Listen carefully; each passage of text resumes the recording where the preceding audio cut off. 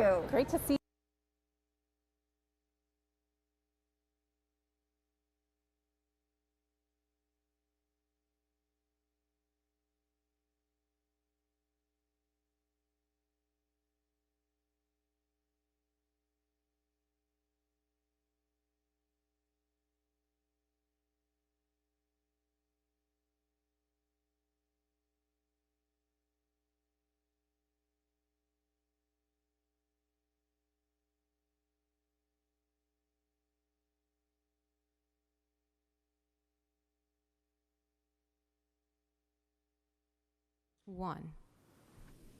Good morning and welcome to the City of Phoenix Public Safety and Justice Subcommittee. I'd like to call this meeting to order.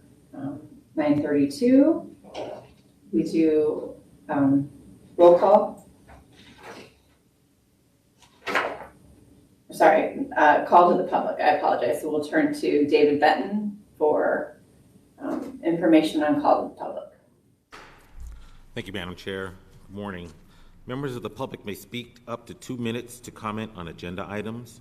Comments must be related to the agenda item and the action being considered by the subcommittee. General comments that go beyond the scope of the agenda item must be made to the call to the public at the end of the agenda. City Code requires that speakers must present their comments in a respectful and courteous manner. Profane language, threats, personal attacks on members of the public or council members are not allowed. A person who violates these rules may lose their opportunity to speak. Thank you, ma'am. Thank you so much, David. Appreciate it. Do you have a motion for to approve the minutes of the meeting? Move to approve. And a second? Second. We have a motion and a second. All those in favor, please say aye. Aye. Any opposed, please say nay. Hearing none, motion passes unanimously. Item 2 is the Phoenix Police Department Hiring and Recruitment Monthly Report. This is for information only. Are there any objections to that? Hearing none, we will move on to our discussion and possible action items. Item number 3 is the 27th Avenue Corridor Community Safety and Crime Prevention Plan. And for that, we excuse me.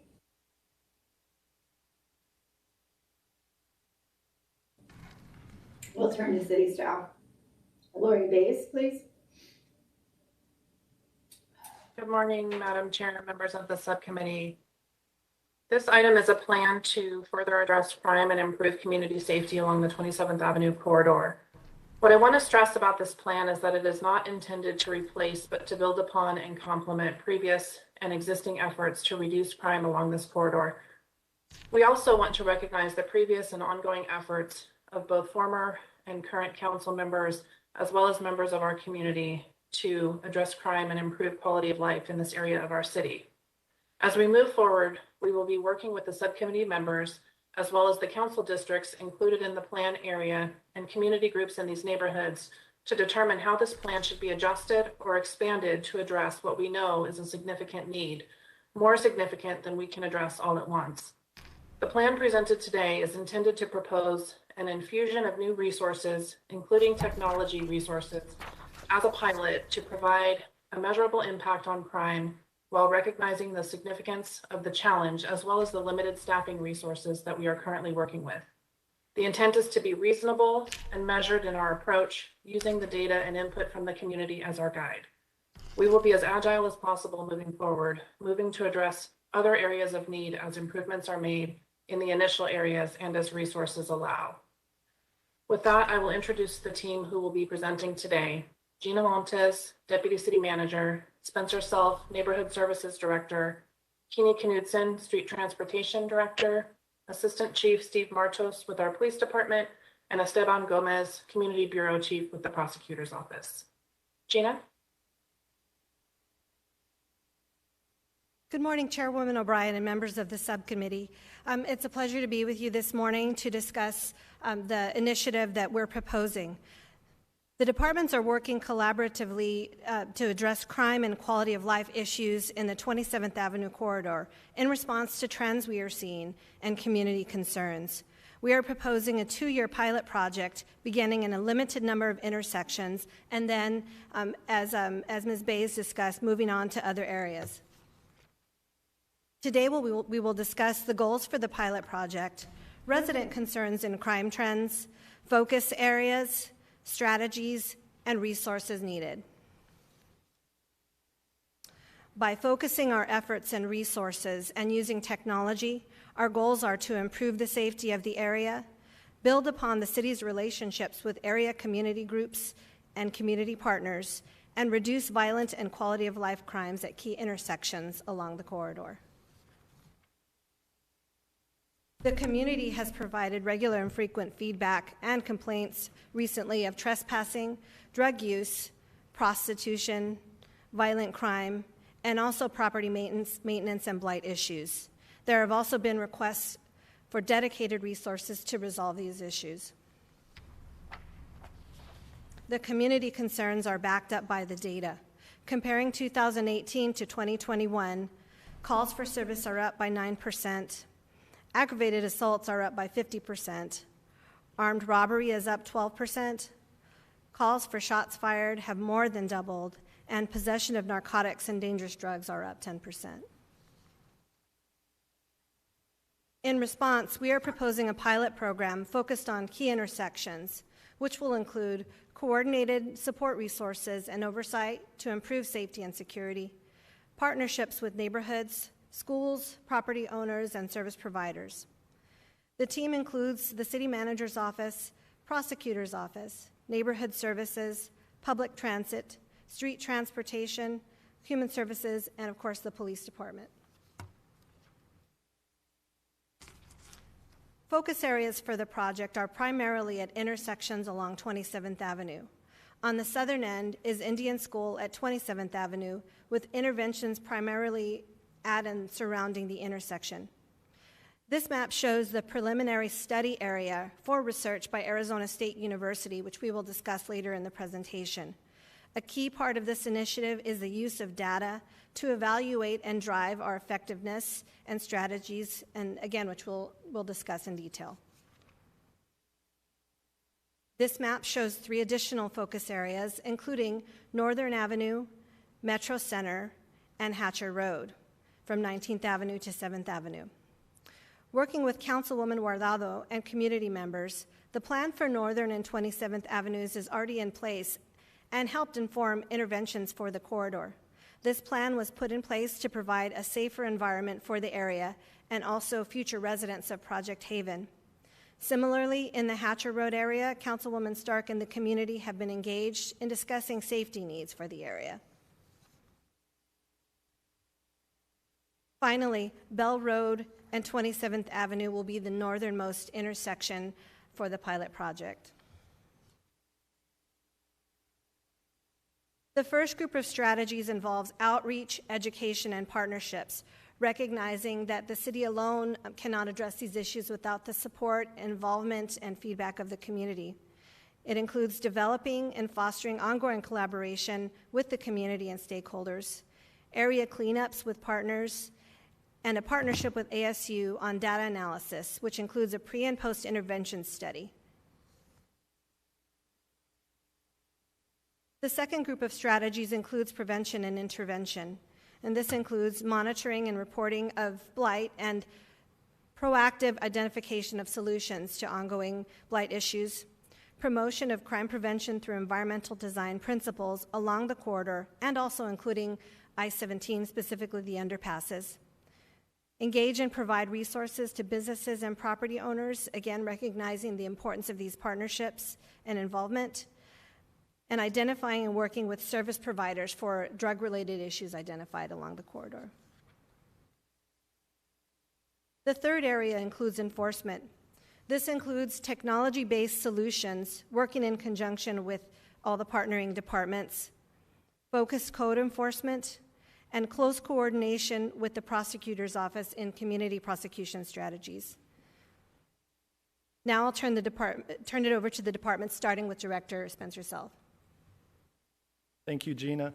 Madam Chair and members of the subcommittee, in order to support the city's efforts to suppress crime along this corridor, the Neighborhood Services Department will work with the Police Department to promote crime prevention through environmental design, or CityofPhoenixAZ principles, with community members, groups, and businesses to enhance neighborhood safety. CityofPhoenixAZ analyzes the built and natural environment to identify opportunities to decrease crime, such as increasing lighting or altering vegetation to make areas more visible. We will also use existing resources to continue to engage and activate community groups, including facilitating coordination between businesses through the North Ocotillo Business Alliance, D27 Business Alliance, the Violence Impact Coalition, Metro District Community Collaboration, and the Hatcher Urban Business Alliance for their respective areas, and encourage collaboration amongst the groups. We will also work with business owners to provide resource information to ensure they know how to get help with the issues they are facing. Additionally, we will coordinate with those and other area partners to conduct area cleanups bi-monthly along 27th Avenue and Hatcher Road.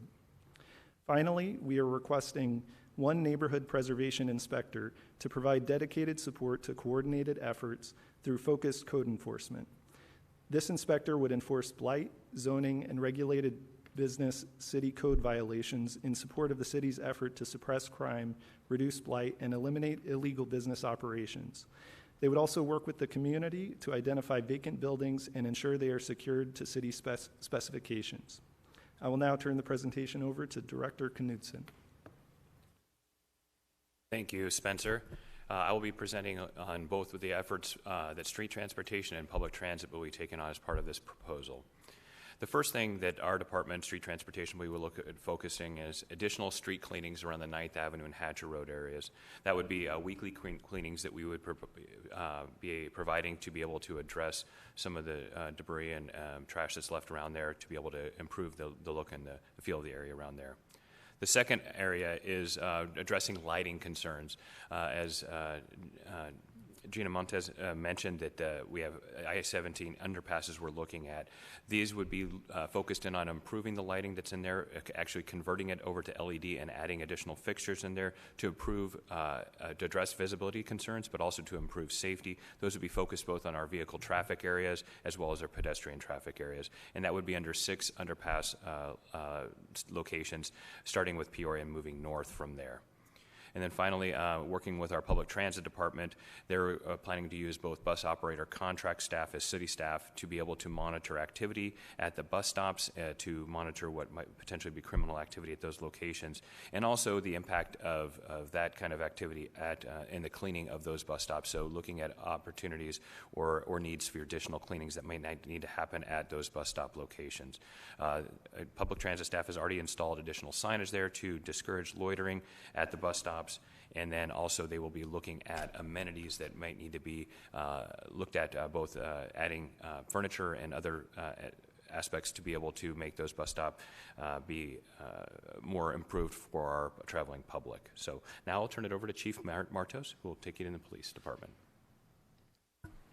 Thank you, Kenny. Good morning, Madam Chair and members of the subcommittee.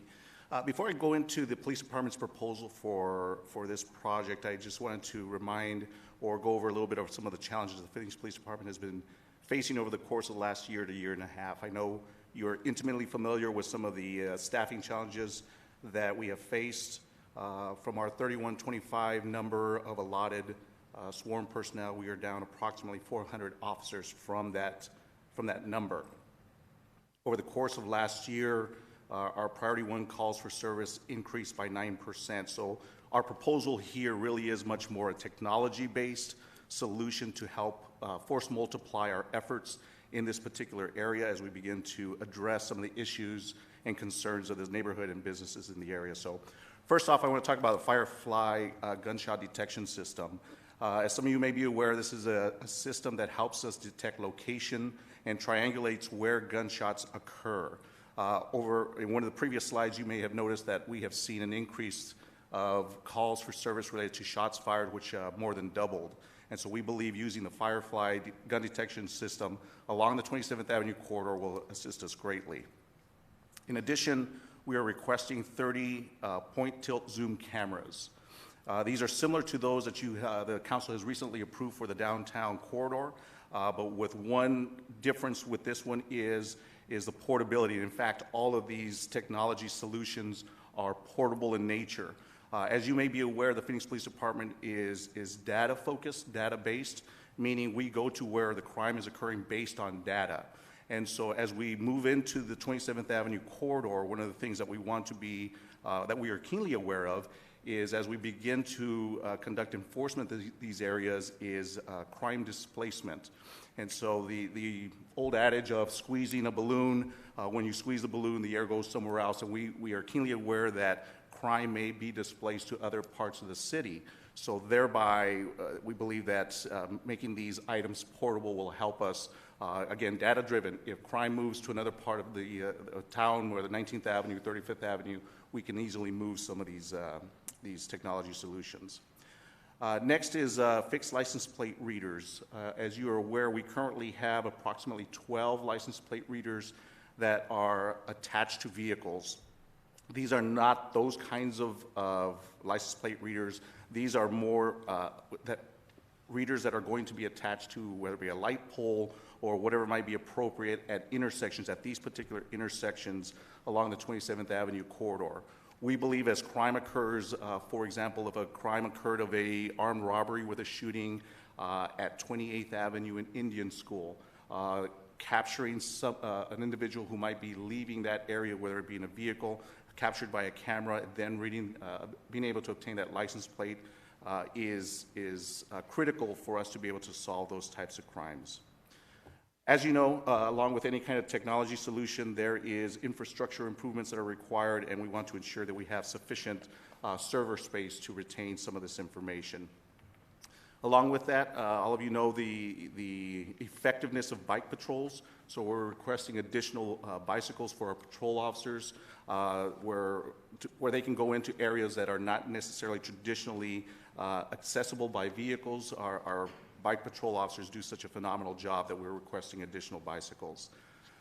Lastly, there's always that human element that is required in any kind of enforcement situation, and so we are requesting 4 police assistants that allow us to have 20 hours per day coverage.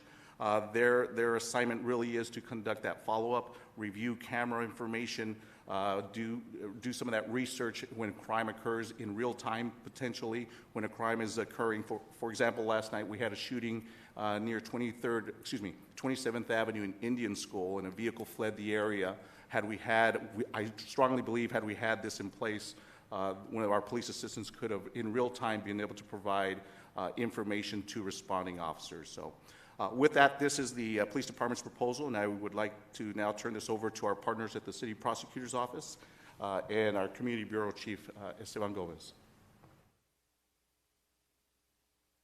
Good morning, Chairwoman O'Brien and committee members. My name is Esteban Gomez. I am the Bureau Chief of our Community Bureau. The Prosecutor's Office has been working with our city partners and the community to reduce crime and improve the quality of life issues affecting this area of the city. The Phoenix Prosecutor's Office attorney staffing levels since 2007-2008 have declined from 72 prosecutors to 50 prosecutors to cover 4 bureaus and our courtrooms. This is a 30% reduction in our attorney staffing. At one time, the Community Bureau could assign prosecutors to a team that worked with our partners to proactively address concerns of very specific communities. As staffing levels declined, we adjusted our operations to cover the 6 police precincts by assigning multiple precincts to a single prosecutor. Currently, the Community Bureau is staffed by a bureau chief, an assistant bureau chief, 4 prosecutors, and an administrative assistant. 2 of these prosecutors cover our very successful specialty courts within the Phoenix Municipal Court, the Veterans Court, and the Behavioral Health Court. With the additional 3 prosecutors, 2 administrative aides, and legal assistant, the Bureau will assign them to work with the other city departments and the community on problem-solving solutions, education and outreach programs, on opening lines of communication and providing connections to educational resources like speakers, information on our diversion programs, written resources, presentations and trainings, and appropriate referrals to city resources to help our community partners. The goal being to work with our city partners and community to establish a focused approach on reducing crime and improving the safety and quality of life of the community in this 27th Avenue project area. I'll return this back to Deputy City Manager Gina Montes.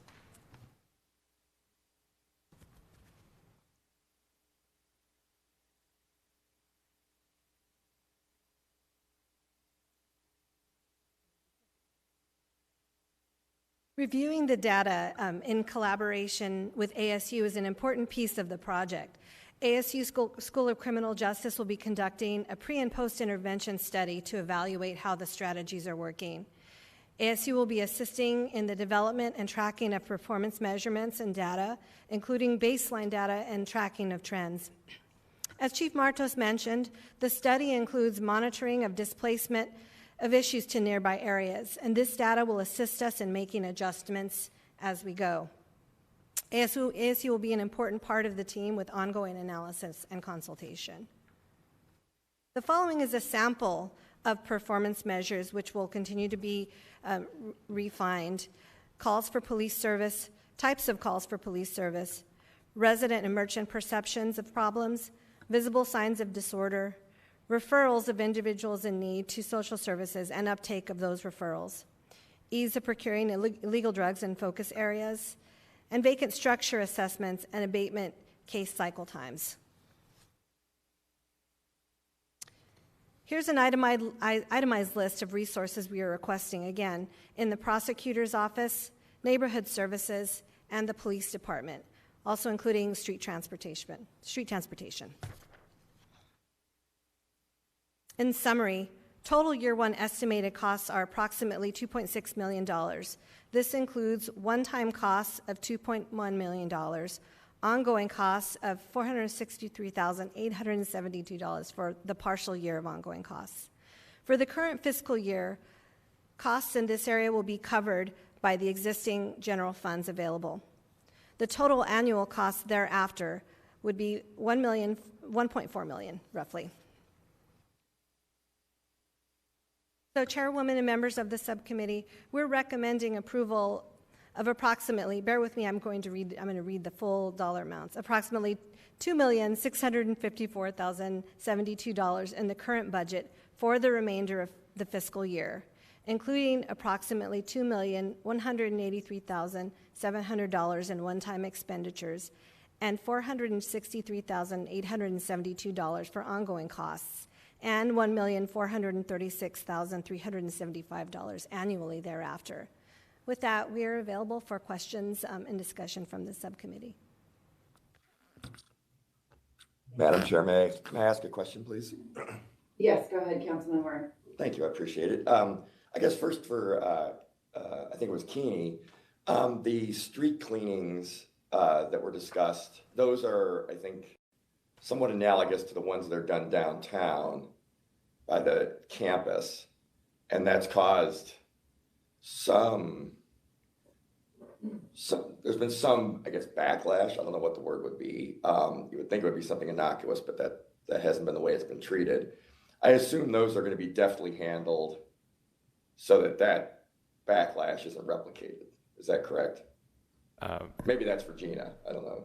And Chair, Councilman Waring, on those, the cleanings that these would be at 9th Avenue and Hatcher would be more akin to other ones we're doing up in that area, not necessarily at the Human Services Campus. At the Human Services Campus, we're doing 3+ cleanings per week, and this would be just a weekly cleaning. It's not to the scale that we would see in the downtown area. Okay, thank you. And then for Steve, the license plate readers, you're looking for specific cars, right? Not trying to capture every plate, know where everybody's going. Is that accurate? That's how we use the other license plate readers, if I recollect, the mobile ones. Yes, Madam Chair, members of the subcommittee, and Councilman Waring, you're exactly correct. That's an important distinction here. And I'll give you an example, and I'll throw out some numbers that are not accurate. But let's say there's a million license plates in Arizona. The database that is kept within the license plate reader does not have a million license plate. What it has is a database of license plates that law enforcement would put in there, whether it be a stolen vehicle, an Amber Alert, a vehicle used in some kind of crime of some sort. So it is reading the plate and comparing it to what is entered into their database. So it gives us, at this date and time, that vehicle that you were looking for, that stolen vehicle just passed this intersection. In addition to that, in the example that I gave previously of, let's say, an armed robbery with a shooting that occurred at 28th Avenue in Indiansville, or the incident that occurred last night, we can go back and research. If we know it is a red vehicle that went through the intersection, we could look at that red vehicle, find that plate, and that helps our investigation on the back end, reducing the number of man hours and resources needed to identify that particular vehicle. But you're correct. Yeah, thank you. I think that's an important thing for the audience to hear as well, and for me to validate that this is not different than what we're already doing. So, Madam Chair, I had some questions from, I guess, viewers at home, but I don't want to monopolize the time if other people have questions. So if you could double back to me, I'd appreciate it. Yes, sir, I will come back to you. Councilwoman Ansari? Thank you. I just have some questions about the cost piece. Gina, you mentioned, this is obviously a pilot program and with the potential to expand to other areas. Is it correct to assume then that the budget that you've laid out would only stay at this size annually if the program remains at this size, or is this accounting for future growth?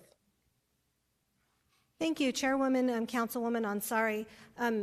This is built for the ongoing costs for the size that we have right now of the pilot project. So as we adjust in future years, if we find that we're needing additional resources, that would have to be added to the budget at a later date. But it does build in ongoing costs for what is proposed today. Okay. All right. Thank you. Councilman Garcia?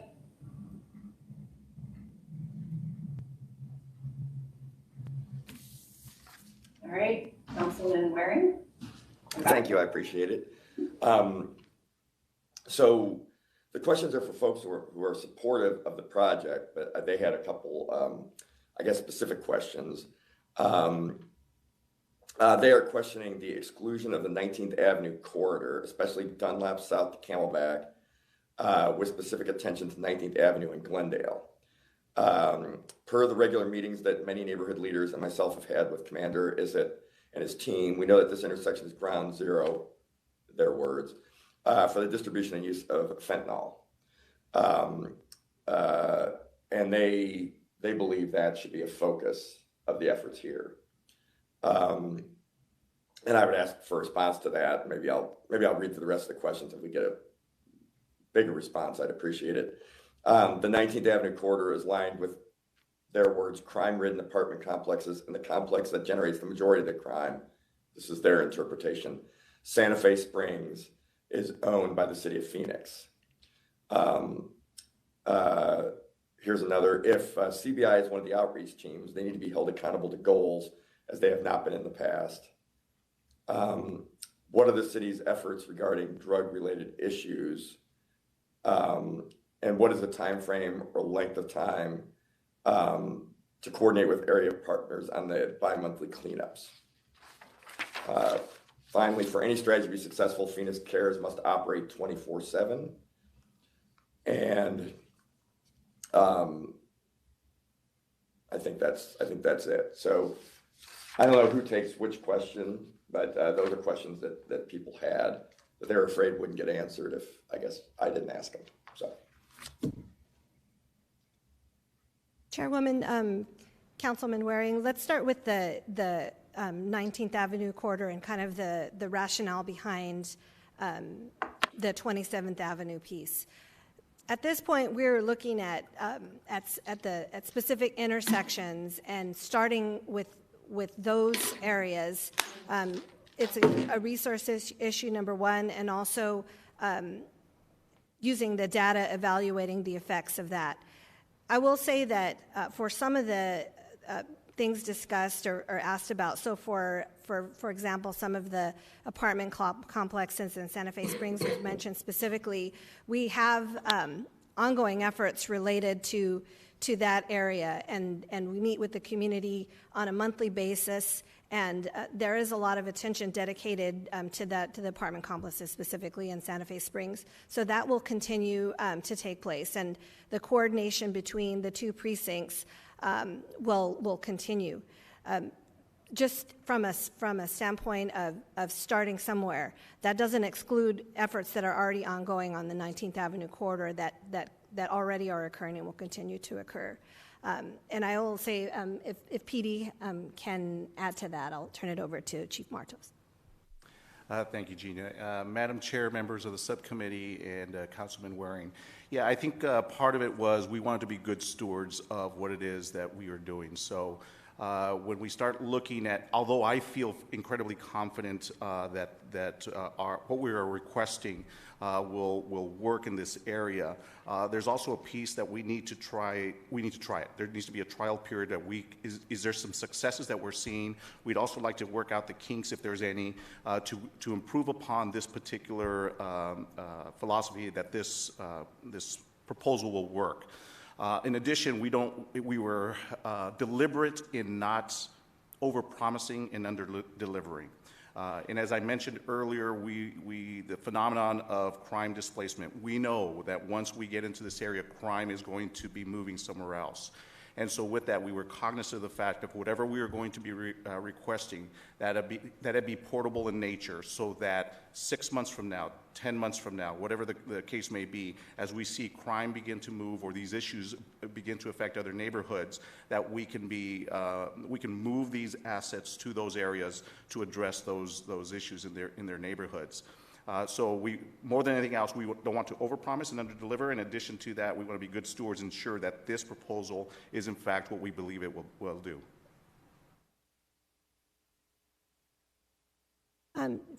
Chairwoman, Councilman Waring, I'm going to have Spencer Self discuss the Phoenix Cares issues. Thank you, Gina. Madam Chair and members of the subcommittee, as to the question about or the desire to make Phoenix Cares 24/7, there's a couple of considerations. One, Phoenix Cares is available 24/7 through our My Phoenix 311 app, as well as we can take messages overnight to initiate cases the next morning. We are looking at possible expansion of our operations for our call center. However, I would note that while Phoenix Cares is a wonderful tool, a wonderful process to help us address two main things, encampment cleanups, as well as connecting individuals to services, we can't clean up encampments in the evenings. So as we look at possible expansion and what we can do to provide a broader range of services or more services related to encampment cleanups, that's something to keep in mind. As well as right now, we've received relatively few calls for services for individuals who are seeking to connect to resources, who are experiencing homelessness. But we're looking at ways that we can expand that as well, because we are seeing an increase in that number. So we are looking for possible ways that we can expand that service to make it more effective at a broader range of times. That being said, I would also note that if that question is really rooted in addressing any kind of criminal activity, that would still be a police call, and that is a 24/7 operation.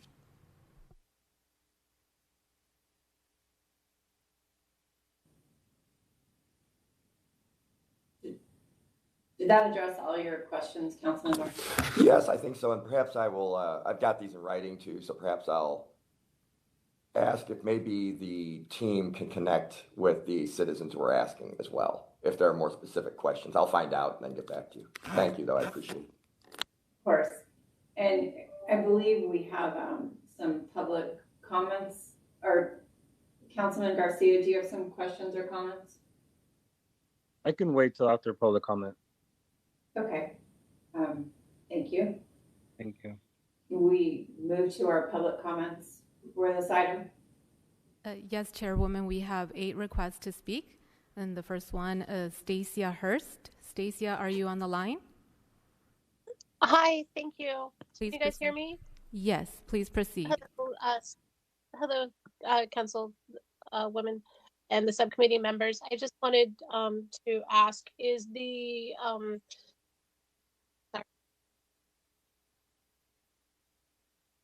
the attachment A, that's the only information that has like the money allocated, is that correct? There's no actual physical budget other than the attachment A on this agenda? Is that correct? Chairwoman, members of the subcommittee, that is correct. That is the summary, the attachment of the financial impact in the budget. Okay. And can I ask, I have a neighborhood association and block watch group that is not on Hatcher Road or the Hatcher corridor, but it is close. And so we deal with all the same stuff that they do on 19th and Hatcher. My question is that over the last 3 years, there's been a 300% increase in sex offenders. And I'm wondering if there's anything in regards to neighborhood services or Phoenix PD that could, take some of this budget and plan for items such as, we need an intervention. We're oversaturated. We have dozens every week, sex offenders that are moving into our neighborhoods. And we really need some outreach, some education. These are all kids and minors that are doing it. There are several hotspots that are right next to schools, and it would just be really beneficial with a plan like this that is all encompassing, that, includes everything. So we've got to really figure something out, and I hope that the council would take that into consideration. Thank you for your time.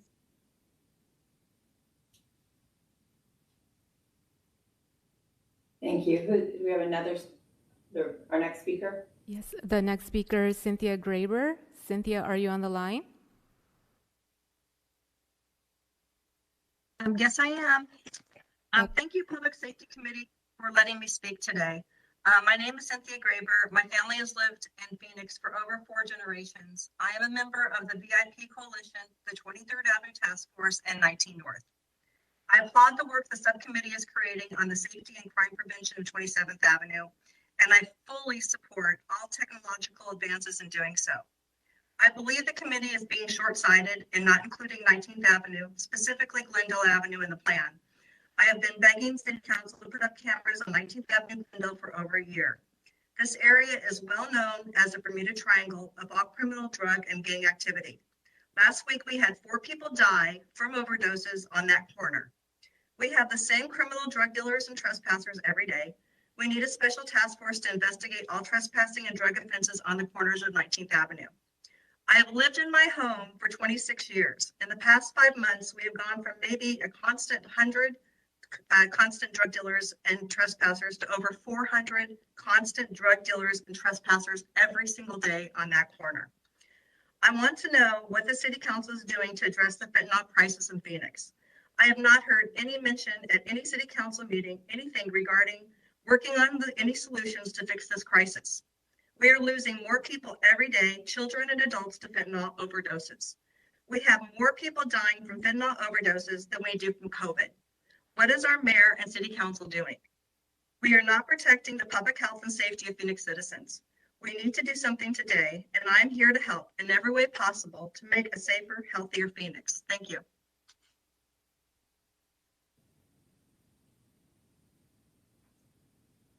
Ludvina Acuna, are you on the line? Good morning. Morning, please proceed. My name is Ludvina Acuna. My address is 2734 West One. I've lived here for 11 years on 27th Avenue. So I am calling because I'm supportive of the city's original 27th for community safety and crime. I'm calling today because that the defined areas presented today have taken the focus of this plan and will greatly take the focus away from the original intent. For many years, the residents, business owners, and leaders and neighborhood worked together to address the issues of the crime along 27th Avenue. And this is important to me because I don't feel safe anymore. There's a lot of prostitution, homeless, and drug activity and shootings around my home. So it is urgent that the city support the focus on 27th Avenue.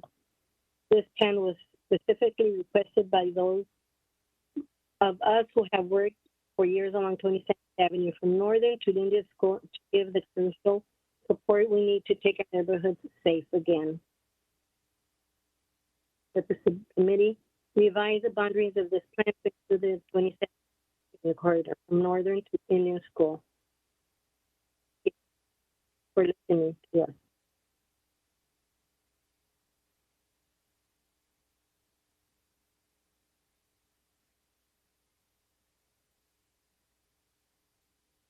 Thank you. Pam Fitzgerald, are you on the line? Yes, I am. Please proceed. I want to thank you for letting me speak today. I am with the Violence Impact Project. I'm with 19 North, the 23rd Avenue Task Force, and Washington Park neighborhood. So I don't sit around and just complain. I've been hopefully part of the solution for many years. I agree with Councilman Waring and and Chief Martos about 19th Avenue. It is imperative that 19th Avenue be included in this project. All of the people are going to come this direction from Hatcher and from 27th Avenue. It's happening already. We're starting to see prostitution on the corner of 19th and Glendale, which we really hadn't seen much of before. So I just double up the idea of including 19th Avenue corridor along with this plan, even though I'm hearing everybody say it's very easy to move it around. I would really like to see this happen. Thank you very much. The next speaker requested Spanish translation. Perla Sandoval está en la línea. She is not on the line. Ann Ender, are you on the line? I am. Good morning. Good morning. Please proceed. Great, thank you. Chairwoman O'Brien and committee members, I'm Ann Ender. I'm the president of Operation Blue Ribbon, and I am an active member of the 23rd Avenue and Northern Task Force. And today I speak in full support of the 27th Avenue Corridor Safety and Crime Prevention Plan. And I so applaud the collaboration of the city departments and the prosecutor's office. I'm particularly grateful for the intelligent approach of the Phoenix Police Department to utilize these outlined technical resources, particularly in view of the current staffing levels and the increasing crime. Councilman Waring, thank you for sharing our concerns and questions. And Chief Martos, thank you very much for the further explanation of the enforcement strategy. I just want to communicate our concerns regarding the current distribution and use of fentanyl. Again, grows out of our regular meetings with the precincts, as well as what we witness daily. What's important, I think most important is, and I think Ms. Graber said it well, is that there's no real plan, and this is probably a separate meeting and topic, but there's no real plan that we're aware of to address this insidious drug. We know that fentanyl overdose is now the #1 cause of death of adults 18 to 45. I feel certain that none of us have gone unscathed of having this insidious drug, as I call it, affect our families and lives. And we're talking about kids that are as young as 8. We're talking about kids that are on the street. We're talking about brophy boys. So I just wanted to share that that's where a lot of our concerns are coming from in terms of the 19th Avenue corridor. And again, thank you very much for this really well planned out strategy. You have our support, and if we can be of any assistance in implementing any of it, you probably know how to get hold of us. Thank you. Have a good day. Deborah LaPlante, are you on the line? Yes, I am, and thank you to the council and subcommittee for allowing me to speak. My name is Deborah LaPlante. My address is 3110 West Augusta Avenue in Phoenix. I am part of the North Glen Square Neighborhood Association. I've lived in my house. We have lived in our house for 23 years. I also teach at St. Simon and Jude Cathedral School just down at 27th Avenue in Maryland. So I speak for members of the staff in the community there as well. We are supportive of the city's original 27th Avenue Committee Safety Plan. What I'm hearing today, I believe, is that these additional targets are going going to be moved around, which is very helpful because we do find that this does move around. But we want to keep that focus along 27th Avenue that has been so carefully worked on by residents and business owners and education leaders in the area. The Phoenix Police Department has responded very well to our concerns and is working on things. And we know that they are understaffed. We know they responded to me just last Monday on a property office complex that's empty and has been encroached by a homeless encampment. And they were there very quickly and talking to me. So we do know that they are working very hard and they need some additional resources. We support the technology resources that would be needed through this additional funding. And with the prosecutor's office needing things, we just hope that as we do this, we don't lose those focuses that the safety plan has already had in place. So from what I've heard, it's not going to happen, but we want to reiterate that, you know, we very carefully have worked on that 27th Avenue safety plan, and I understand and hear 19th North and those as well. This whole area from when I moved into having a beautiful Metro Center to what we are now has had a tremendous change. So we hope that the council will look at that carefully and support the funding. Thank you. Nadine Aluria, are you on the line? Hello, yes, I am. Thank you. My name's Nadine Aluria. I'm a Phoenix native, and our family has been in business on Hatcher Road for 33 of our 46 years in business here in the city of Phoenix. I'm a member of the Hatcher Urban Business Alliance. I'm not speaking on behalf of the hub today. Our family is in support of this plan and especially the collaboration to increase safety and reduce crime in our area. We're just really excited to see this happening. In the next couple of months, our business alone, we're investing about $5,000 just in lighting outside our business to increase safety and security. As many of you know, in the Hatcher corridor and in Sunny Slope, we have many, many active neighborhood groups. And prior to COVID, we had been doing many community cleanups. I personally welcome, the cleanups, of course, but Hatcher definitely needs more than just cleanups. And I'm looking forward to, more of the prosecution element and also, connecting those experiencing homelessness with services. We do hope that this plan also addresses the trespassing and loitering issues along Hatcher. And, it's come up in many meetings in the past few months that we feel that many of the loiterers are not actually homeless. And that really needs to be looked into and addressed as to why, that is happening there in the corridor. My family and the neighborhood groups that we work with, we're in full support of Phoenix PD, and we do appreciate their support, and we look forward to continuing to work with Phoenix PD as well, on this collaborative plan that is very exciting. On the fentanyl issue, I can't agree more. It's a major situation that we really need to get ahead of, and not just on the prosecution side. I've spoken many times to different city and state officials that we need to get ahead of it with the education aspect, and not just at the end with prosecution and treatment, or else we are never going to ever get ahead of this. I work with one of the leading school speaker in all of the United States.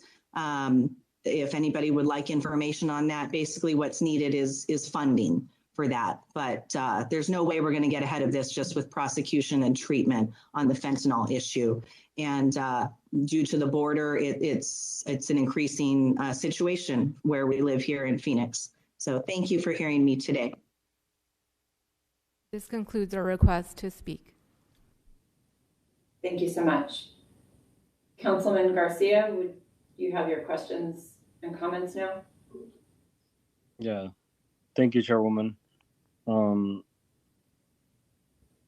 just want to make a couple of comments. I want to remind everyone that as we worked on the homelessness plan, We have committed to not further criminalize people without shelter. And hopefully the resource portion of this, the support for the many humans that are unfortunately without shelter right now, that are being impacted by COVID, mental health, and drug addiction and other issues, are a priority to support them, and figuring out programs to provide community resources to address whether it's petty crimes or quality of life crimes. I would hope that NSD can partner with organizations like Sonoran Prevention Works to do the outreach to the community and provide resources that address the drug problems that we're hearing about or folks just spoke about. A lot of these areas also need lighting, better sidewalks, support in storefronts, and other resources. Continuously know and hopefully we can push that resources are what's going to keep people's quality of life and improve their lives rather than enforcement. I cannot support this item adding more prosecutors or the license plate readers. I think that some of the questions I would have, I don't want to take too much time, is just as we're being investigated, especially with these cleanups, similar to Councilman Waring's, but I think from the other angle, how are we making sure that we're observing people's rights as this is happening? And you know, it sounds like this is going to move forward, but I'd really want us to focus on the resources and supporting people rather than criminalizing, which is what we committed to doing in our plan. Thank you. Thank you, Councilman Garcia. And I would just like to say that I'm excited to have a pilot program that shows such collaboration amongst our Phoenix departments. I know that in having my short time here, our folks are leading with services. It is our staff's desire to get people help when they need it and want it. And actually, Spencer, in your comments, you talked about Phoenix Cares and how do we better educate folks on that, on utilizing our services and connecting folks. Can you talk a little bit more about how the Phoenix Cares works and why, what is kind of maybe stopping folks from using it? Madam Chair, thank you for the question. Phoenix Cares is a critically important tool that the city developed around 5 years ago to address initially homeless encampments, which at the time, despite the fact that we are the 5th largest city in the country, we have not had the same issues around homelessness that other major urban centers have. And so as we were evolving to address those issues, the Phoenix Care System was a tool to be able to work together across multiple departments. Human Services at the lead, because we lead with services using partners such as Community Bridges, Inc., to offer services and places to stay in shelters, trying to connect folks to the right resource. And then, of course, our streets and our public works departments to clean up right-of-ways and areas that the city owns and maintains. We also have, of course, the police department if there are any safety issues related to those encampments. And then neighborhood services for encampments that are on private property. Many other departments are involved. Parks Department, some of these issues occur in parks, and other city facilities and property. And then as we expanded, as the issue of homelessness has increased, and especially over the course of COVID, really trying to invest more in solutions, Phoenix Cares also expanded to be able to address individuals who were experiencing homelessness.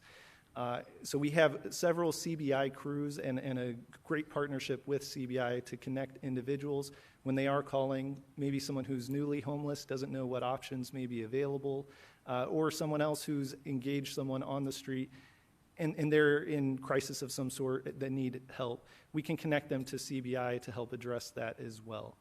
And so what I would encourage everyone is anyone who's listening, to use Phoenix Cares. Call us if you're seeing issues related to encampments, if you're engaging with folks on the street and looking for solutions.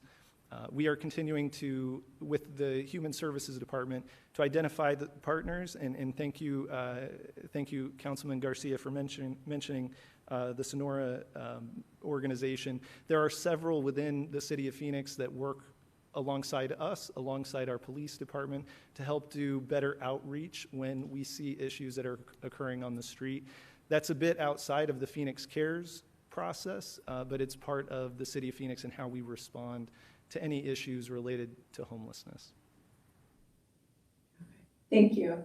Is there any more questions or discussions, Councilwoman Ansari?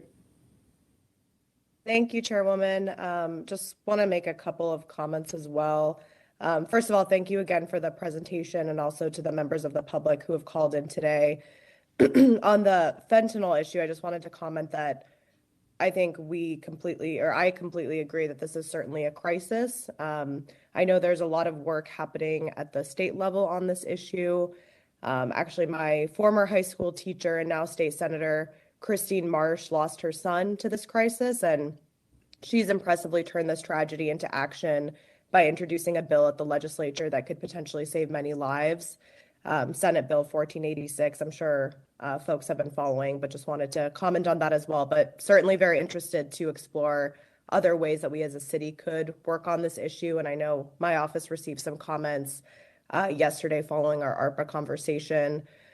Regarding this plan in particular, I have had some conversations with Councilwoman Guardado about the formation of this plan, and in particular, heard about meetings with large groups of parents and moms from the Alhambra School District who are rightly very concerned about their children being solicited on the way to school.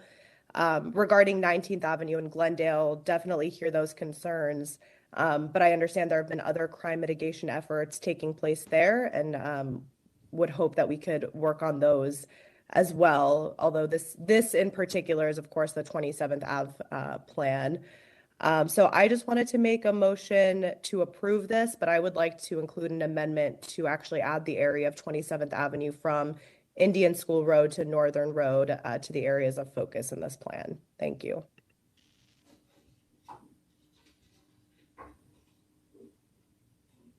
Is there Chair, may I? I'm sorry, what? I think This is Lori Lori. was going to say something. Hi, Lori. Just make a comment Please. to that effect. If the council moves forward with that amendment, we would be happy to go back and make some adjustments to the plan, just keeping in mind that we will likely need to add some additional resources from what were presented today, but we can certainly do that in preparation for bringing this to the full council at point. Okay, thank you. So, Madam Chair, sorry. I'd just like to ask Councilwoman, a question. You said 27th Avenue from Indian School to Northern? Correct. So could we add a specific 27th Avenue to Northern? So all of our other areas seem to be a little bit more limited. We already have Indian School from 27th Avenue to 35th. Could we have police look at more limited area in there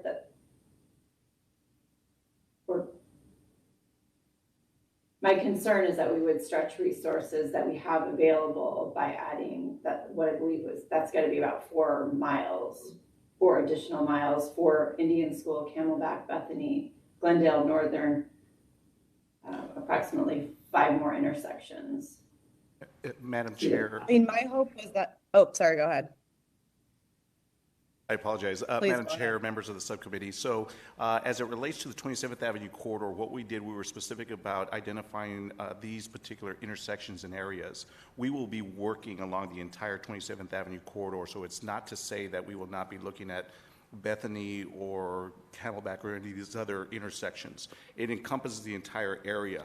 However, from again, I can only speak for PD, but from a technology perspective, we wanted to identify some specific intersections along the entire corridor that we can focus on. That allows us to be able to address it appropriately based on the resources that we have currently. Councilman Waring, did you have something? Well, I did. So I guess maybe to Lori, but I'm not totally sure. I mean, and to Steve's point, the whole point was to target, the troublesome areas. And obviously if you expand it, then that waters that down a little bit. Does that defeat the whole purpose of what you were trying to do? And is it possible, because the full council would have to vote on this, maybe to have a response to that, like, here's what it would look like if you do what this motion was today, if it passed, and then here's, kind of what our intent was, so the full council can decide. Is that fair if this moves forward?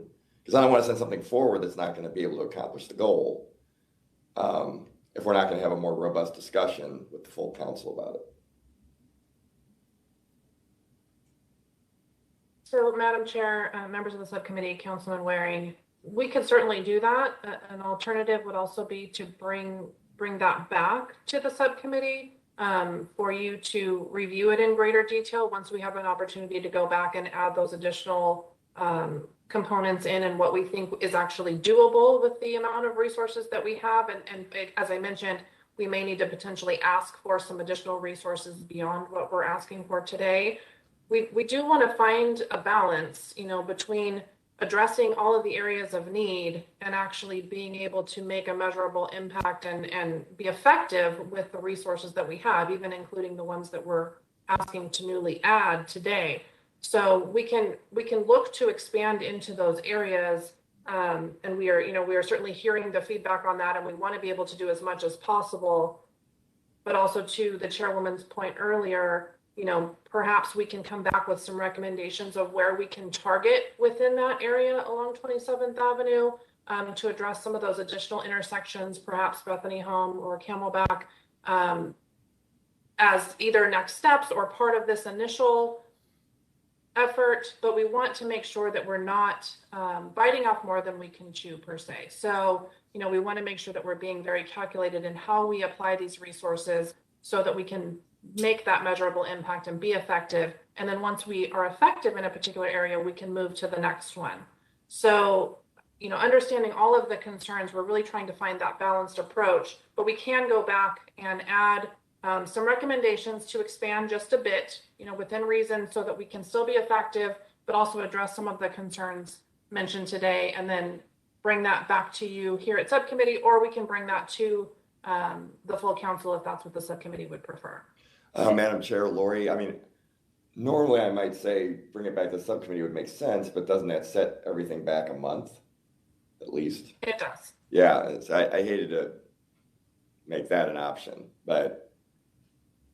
Councilwoman Ansari, given Chief Martos's comments regarding the action that will still happen on 27th Avenue, is it still would you be willing to leave the plan intact, knowing they're still looking at those areas and would be, the additional resources are there?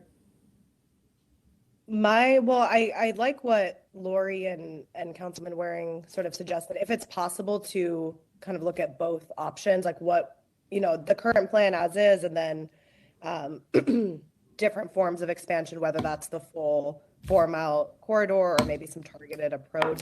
I'm fine with the full count. It's okay if it doesn't come back to subcommittee and it just goes to full council for deliberation, but just given the need and the members of the public who have called in, I would at least like to just be able to assess what additional resources it would take, and hopefully we can be fluid and agile in our approach about it as well. Okay. Madam Chair, can I chime in on that? Yes. I would prefer not to delay and to move it forward. And then, the citizens that commented, they didn't necessarily know any change might be coming too when they commented. So then they could come to the full council and sort of make their case. Lori, now from the questions that I asked and what people said, citizens concerned, what Councilman Ansari is saying. So you could come back with answers fully in mind to the full council, and then we can decide. You know, I would hate to like vote against this today. I don't want to do that, and but I don't want to advance something that's not fully vetted, that may not be in keeping with what you guys had in mind in the first place. And I don't want to delay it. So I'm a little bit caught between a rock and a hard place a little bit. So if that makes sense, if you think they can do that, I think that's what I would prefer, is advancing it and then further discussion. It does make sense, Councilman Waring. If we could advance the motion as it was originally submitted with direction to staff to evaluate Councilwoman Ansari's request, so that when we see it before the city, when it comes before the full council, then we would have the advancement of this motion as it is fully vetted, and then have the additional option with the expanded areas. Would that work, Councilwoman Ansari? I think that would be fine. Yep, as long as both plans are presented. Okay, then could I have a motion for the original item?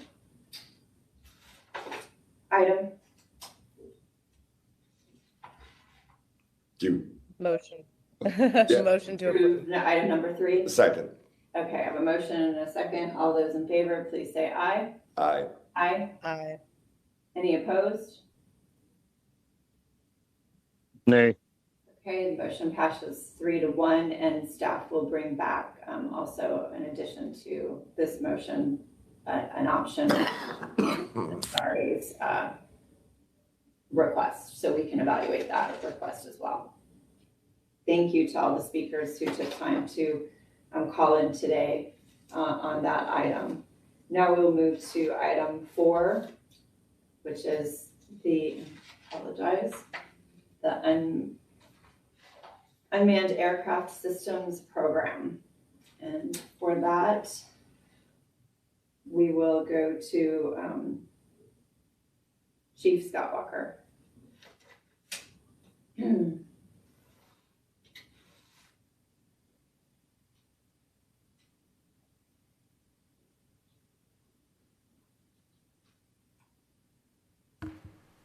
Good morning, Chairwoman O'Brien and members of the subcommittee. I'm Executive Assistant Fire Chief Scott Walker, and I'm here today to present to the subcommittee a proposed unmanned aerial system / unmanned aerial vehicle program, or more commonly called a drone program.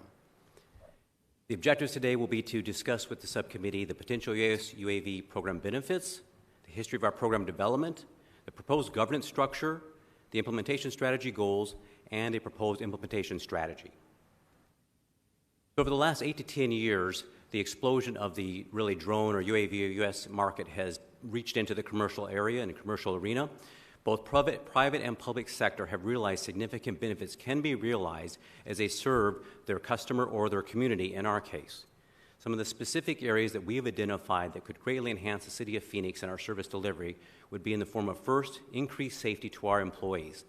We know that putting a drone in an environment that may not be sustainable for human life or a high risk for an employee certainly is safer. Some examples of that could include, for the fire department, in a hazardous materials incident, we could send a drone in to obtain meter readings before we send our firefighters in there, so we know exactly what we're dealing with. For the police department, they could send a drone in a barricade situation to really assess the situation before putting officers in that area. And then, for example, the water department. They could send a drone into a large utility vault or a large water pipe for an inspection before they ever would send in any of their employees, and they may never have to send an employee because they may be able to get the information they can need from that inspection with the drone. So you can see there's significant safety enhancements that could be realized from a drone program. Secondly, a workforce multiplier. As the City of Phoenix is one of the fastest growing cities here in America, the demand for our service of all of our departments grows equally. With that, we know that there are challenges with staffing across all departments, so the drone program could really enhance our current staff as we go out to serve our community and each department affect their mission to the community. We can simply do more with one person with a drone than maybe with 2 or 3 people in the same time frame. You can see, I hope, that this offers really greater efficiency and effectiveness. Really, at all departments that could bring a drone program online would realize significant benefits in what they do. They are just simply more effective and efficient in their time.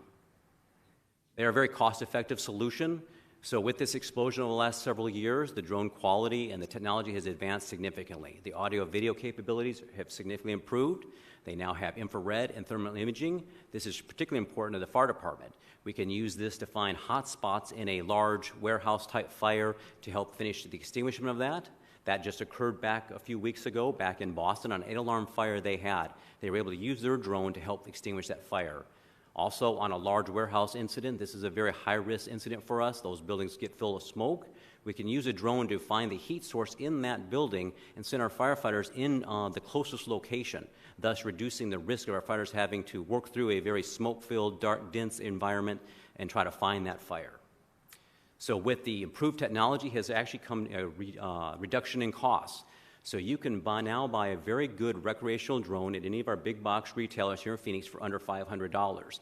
While that's not quite what we would need, the drones that we would be looking to bring online for our program in the fire department are really in the several $1,000s range. So they're a very cost-effective solution for what we will get. And finally, the benefits, they're really infinite opportunities. Some of the opportunities we've identified, so the fire department, I mentioned the hazardous material incident, mountain rescues. Certainly, we could put a drone up over South Mountain to locate a patient or a victim. Oftentimes, we send crews up from all sides of the mountain to try to find that victim. This would significantly reduce the amount of impact to our firefighters hiking up and also help us find that person much faster. For the fire department, I talked about the fires, locating heat source or helping extinguish after the fire to make sure we're completely extinguished the large fire. We also, in the fire department, could use it, for instance, on the Friedman fire, being able to see all sides of a fire and have that real-time information, allow us to know where that fire is going so we can get those resources there quickly. For the police department, I mentioned a barricade situation. It certainly could be used there. They could use it for mapping out an accident scene, something that this technology has significantly improved their ability to do that and really be able to do it very quickly compared to having officers out there. We also can use this in our Homeland Defense Bureau. This is the police and fire department working together to manage our planned and unplanned events, like the Super Bowl coming up here in about a year. And so the drone technology and what it offers really is almost standard practice in managing these large-scale events. And then finally, in our Parks Department, they've identified uses, for instance, having rangers inspect their trail systems. They can do it from the parking lot as opposed to hiking up and down the mountain. They could do it to inspect potential encampments that they may find in the parks from a safe distance and maybe not be invasive if they don't need to be. And then also they can use it to identify invasive species that they've found in the parks. The buffalo grass is one they've identified. So these are just some of the many opportunities we already know we would realize, and we would anticipate those to continue to grow rapidly. I did want to touch real quick on our program development history. A lot of good work by a lot of people and a lot of departments have really went into where we're at today and me sitting here to present this proposal to you. So we really want to recognize that hard work. So about 2016, initial departments, the police department, the fire department, water parks really saw a value with the drone program and started those conversations about how and what that program could look like. That then led to bringing in multiple departments, so water, fire, parks, communications, city attorney's office, ITS, or Office of Emergency Management, have all been working to really develop a program for the city of Phoenix. At the same time, the UAV technology has expanded significantly, almost at an exponential rate. And so because of really trying to develop a program for a city our size that would allow enough latitude for each department to affect their mission, because we all have different missions, obviously, and then with the UAV technology rapid growth, there were challenges in developing a program along the way. So I'm very proud of what we've come out of that and what we're going to be presenting, and I'll be going over on the next slide for you because it really will allow us to have a program that develops parameters and keeps us consistent with the city policies and procedures, but it allows enough latitude to let us each go out and serve the community as we need to. And that is what we have in our current proposal. So what we've come up with is really a governance structure. So you can see on the slide it says Unmanned Aircraft System Policy. This policy has been converted into an AR, so the policy and the AR are one and the same. And what the vision for this policy is simply to provide parameters for all departments to work within. So I would describe this as a minimum foundation that we all would have to meet, but then a overarching cap that would be provided through an executive steering committee, and a lot of room in the middle for a lot of latitude for departments to develop their policies, procedures, and programs and mission case uses that then would all be vetted out through the different city departments. ITS would make sure, obviously, through their CISO that the cybersecurity or any data requirements were being maintained. City Attorney's Office could make sure that all of the requirements for the city attorney or privacy would be maintained, for example. So this governance structure will allow us each to develop what we need, but stay within the confines of the city requirements. So also, this program and this governance structure will ensure transparency. We know that it's an expectation of our community and our residents that the government is transparent. This will allow us to be that. This will allow us to tell people how and why we're doing a drone program, how we're using it, how we're protecting your rights. So this will help us to ensure transparency. It's going to ensure consistency. As I said, a city our size and as many departments as we have, that can be a challenge to keep us all within the rules and procedures. This will help us to do that. And then it's going to protect privacy. We know certainly when we talk about UAS, UAV programs, privacy can be a concern. The city has a privacy attorney that will be able to review the different policies and procedures of each department to make sure we're staying within the confines of the rights of our community.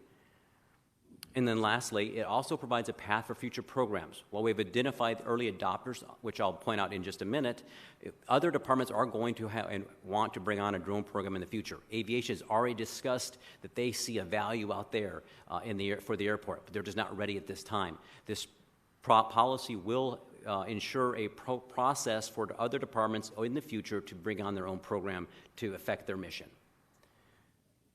So, in our strategy and implementation, we wanted to identify a few key goals. And so those are really because this program for us is all about success. Failure is not an option. We know the expectation is going to be that we ensure the privacy, that we stay within the confines of all the city policies and procedures.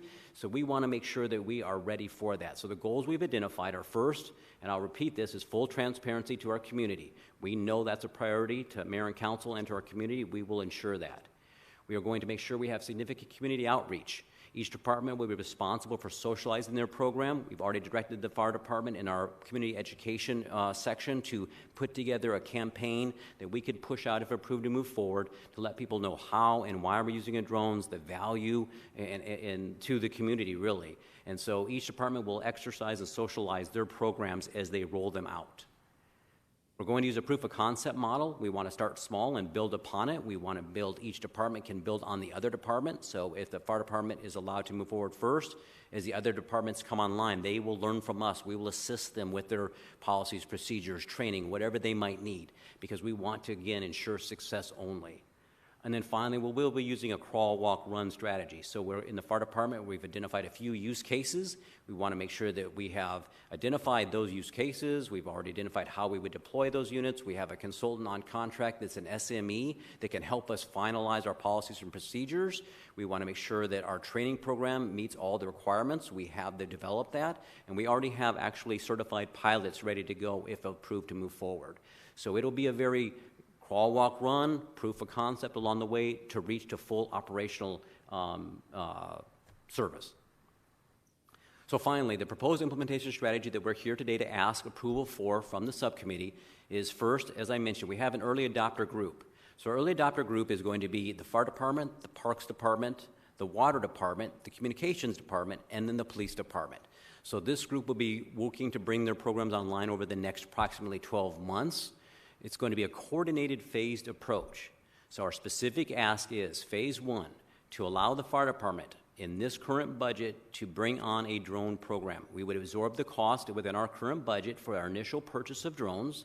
We would work with, with our expert and really finalize all of our policies, procedures, training that we have in place, and be ready to bring on, and our ask is to be able to bring on our program by June 1st of 2022. Along the way, phase two will be really in parallel. This is the Parks and Water Department will be working to finalize their policies, procedures, identify their use cases. They will learn from us. We will assist them as needed to bring their program online. And then we would anticipate the Parks and Water coming on in the fall of 2022. And then phase 3 is going to be our communications department and our police departments. We know the police department will have a significant amount of community outreach to make sure the community is comfortable with what they're doing, so we want to give them time to do that. They will, again, in parallel to while these other departments are bringing their programs online, these two departments, communications and police, will be, again, developing their use cases, their policies, procedures, learning from the other departments that are already online, and then socializing, communicating to the public to ease any concerns that might be out there to how and why we're using a UAV, UAS program to serve the community. So finally, the ask is to allow the fire department to move forward with the purchase of our drones and then to move forward with this implementation strategy that I've outlined here today. So with that, that does conclude my presentation, and I'm happy to answer any questions that you might have. Thank you, Chief Walker. Members, do we have any questions? I have a question, Chairwoman. Oh. Go ahead. Thank you. Thank you so much for the presentation. I just want to make sure we are addressing some of the concerns around privacy and protecting residents' right to privacy. Can you talk a little bit more about how a city department would apply to use one of these UAVs and what protections are in place to prevent any invasion of privacy? Yes, Chairwoman O'Brien and Councilmember Ansari. So within this governance structure is, as a department wants to move forward with a drone program, they will create their policies, procedures, and that will include how they're going to ensure privacy, how they're going to ensure the ITS data protection security requirements in there, and all the other city requirements that exist today. Those policies and procedures would then go through a technical review by ITS, by City Attorney's Office. They would then recommend to the Executive Steering Committee and say that, yes, this policies procedures meets these requirements. They're in line with the privacy attorney's expectations and the city's expectations and mayor and council expectations. And so then the Executive Steering Committee ultimately would be responsible to approve that policies procedures and that department's drone program. So that's the check and balance that we've created in this governance structure. Okay, thank you. Madam Chair, can I ask a question? Kind of to that same. Yes, Councilman Waring. So, Chief, I assume video is part of the drone program, so you can get a feed on where the fire is and whatever. So with police, with the body cameras, part of the reason they're so expensive is, and the technology may have changed since the last briefing we had on it, but don't they have to go in and redact like personal information? Like if you're at a house for a domestic, I think they have to go in on the video and take out like personal stuff for the person that they may not want, out in the public domain. Is that going to be the case here too? I mean, how is that going to work? Because you're going to be capturing video, right, of surrounding area, not just fire, not just person with a broken leg on a mountain or something, correct? Chairwoman O'Brien and Councilmember Waring. So the same procedures and requirements for Freedom of Information Act and redaction would apply to any video that any department would capture. For the fire department specifically, a lot of our use cases actually aren't looking to capture the videos. For instance, on a mountain rescue, it'll just be the drone would launch. We would have direct feedback to witness and watch on the screen so we could direct our resources, but we wouldn't be necessarily looking to capture that video. Now, for instance, our fire investigators, they may need to capture video, and then, right, yes, that video would be captured, would be need to be retained consistent with the city's retention policies, and if in fact it was a records request, it would have to be redacted. Currently, right now, we are looking and working with the ITS department on their ability to store that data, and then as these programs certainly grow and could grow, data storage would be one of those measures we'd have to address as well. But yes, it would have to be redacted, same consistent with as your reference to the body camera footage. So, Madam Chair, I guess just an observation. I guess if you're supportive of the body cameras and aren't concerned with any privacy concerns there, you should be okay with this program, at least in this context, as far as I can tell anyway. Second, one thing I would say about these mountain rescues, sometimes we get sued over these rescues. So one of the purported merits of the body cam program is it'll give you a video of what actually happened should anybody claim something else happened that maybe did or didn't. We have the video, we can tell. So I guess I might say you might want to keep those videos under the theory that it would help maybe dispel any future stories about how badly it went or something.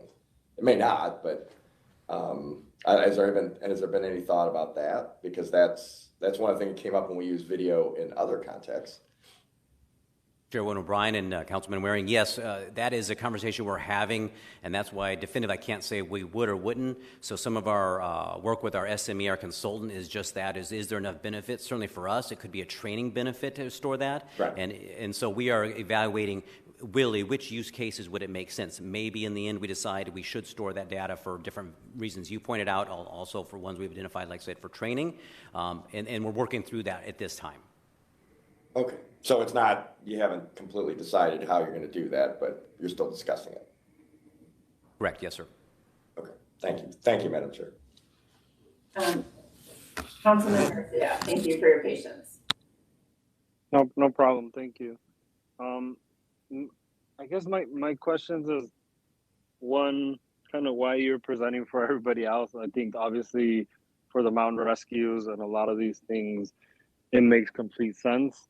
But for other departments, the privacy, the surveillance, all those issues come up, specifically obviously with the police department. And so I guess I don't know the questions for you or if it's for Lori or someone else. Why is this coming up in this way? And also, I would feel more comfortable voting on something like this if we already knew what the policies on privacy and surveillance and so on are going to be. So it seems a little hard for us to make this decision and then just hope that some good privacy policy or assume that something's going to happen. And I understand the urgency and the need for it, especially in the summer for the mountain rescues. And so I think that could be an exception that I would be comfortable moving forward. But to just say, okay, let's turn this program on and hope each department comes up with their own policy doesn't make sense. One of the concerns I had with the downtown cameras is we didn't have policies or procedures or any of the privacy stuff put in, and we still move forward with them. And so I guess overall question is why this process, and then why, and also the question is, are we today moving forward that all three phases just move forward and then they just go, or once the privacy and those policies come forward, is it coming back to us? Madam Chair, I'd be happy to speak to that and answer Councilmember Garcia's questions. Councilmember, the reason we brought it forward in this way is for a couple of reasons. One, because there is the urgency around getting the program up and running for the summer, because we do believe that it's very beneficial to have the fire department as the first adopter move forward by that time frame, because it will be of most use to them with the summer season. The second piece is because the fire department and Chief Walker in particular has been the lead on developing this process. And so they have the most expertise, and Chief Walker has the most expertise on how the governance structure has been developed and how it should work in practice. To address your concerns, yes, we have brought a privacy attorney on via a contract, and we are early in that process in working with that law firm.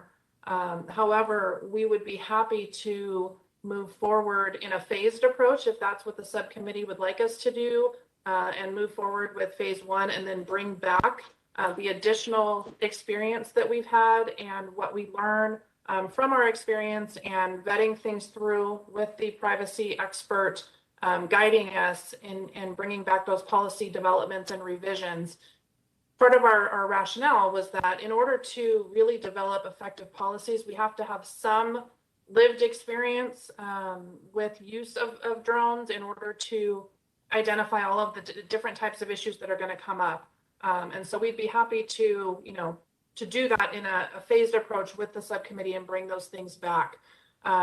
Additionally, your question about the police department, we recognize that the police department's use of drones is probably going to have the most need for community input and to have that dialogue with the community, to address concerns and to explain how our practices and our privacy safeguards will work.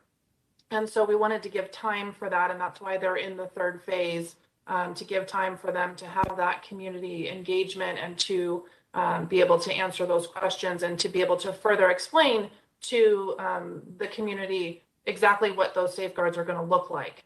So that's really our methodology and why we're presenting it in this way. But we would certainly be open to, going through an approval process in a phased approach as well, because that fits with how we would like to roll this out. That would make sense to me, to do it in this phase of approach, and that we get to vote on it and not just kind of leave it. And not that I wouldn't trust you all, but I think it, at least for my comfort and I hope for others, I would prefer to see the privacy, see what the results of the study is and all that before I would vote on moving that forward.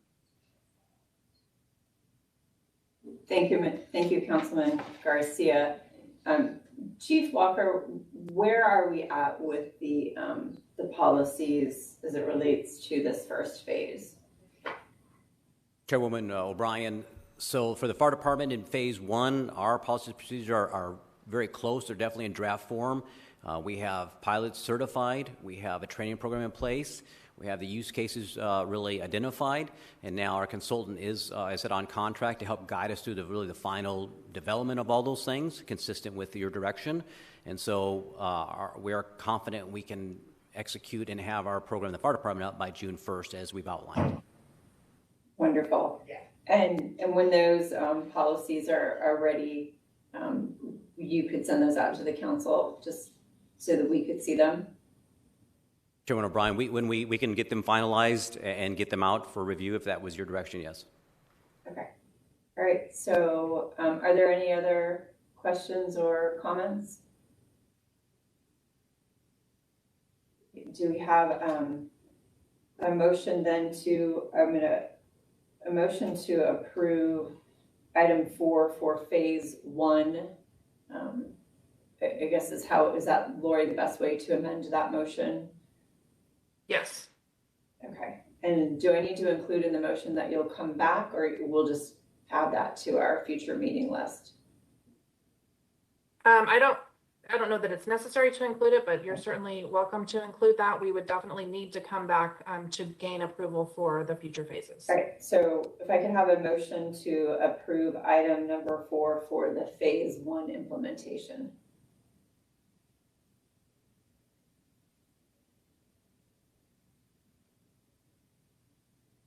So I will move the motion. Is there a second?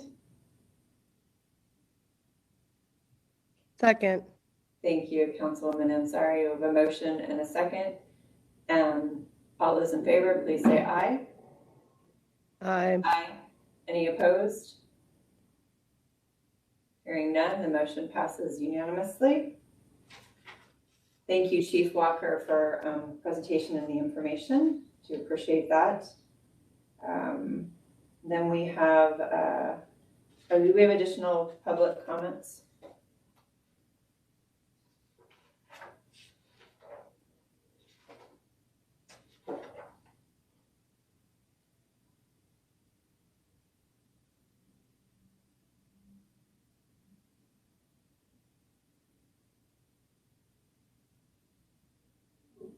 Are there any additional public comments?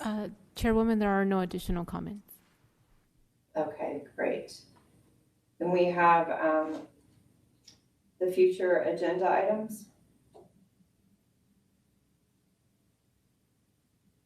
Are there any requests? Hearing none, then we'll adjourn the meeting at 11:05.